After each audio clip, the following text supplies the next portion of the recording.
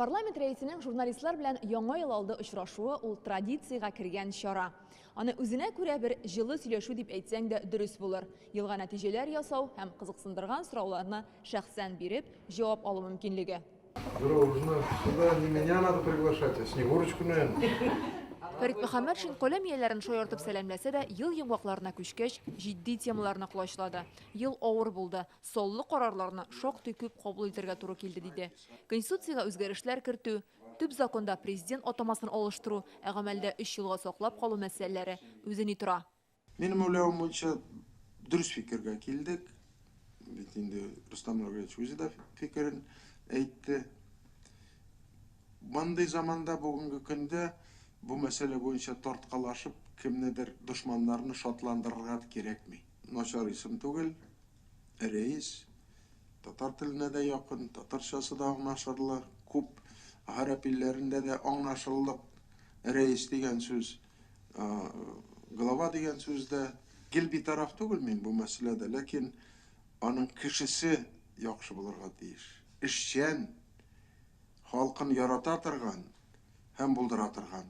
Быел федераль канун нигезендә төбәкләрдә конституция судлары бетерелде. Хәзер ул совет яисә палата булып канун чыгаручы орган түгел, ә киңәш бирүче оешма буларак кына эшләячәк. Но у него не будет полномочий судебного органа. А он же принимал решение или отменял, или поправлял, значит, законодатель судом, защищая права наших избирателей. Я думаю, на январском или февральском заседании мы примем решение о создании нового института.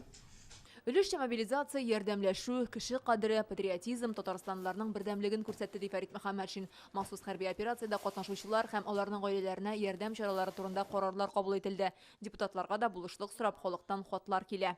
У нас очень трудолюбивый народ, многонациональный народ и отзывчивый народ на трудности, на реальные вещи, которые происходят в событиях страны и республики Татарстан. Народ объединился вот в таких трудных условиях с целью помочь нашим людям, которые защищают нашу страну.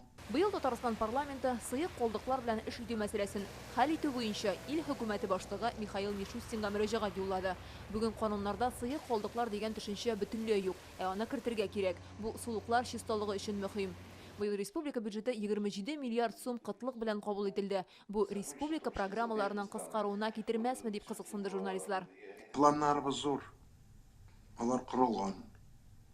Менә шушы планнарны үтәргә дип, шушындай бюджет кабул ителде. 27 миллиард акча җитми тора бүгенге көндә, ләкин безнең уйларыбыз грантлар алып, федераль үзәктән дә ярдәм булырга тиеш. Мөмкинлек ачылган була, ярдәм итәләр. Һәм үзебезнең тагында программаларны моторны әйттереп, киметмичә берсендә елны тамамларга исәплибез.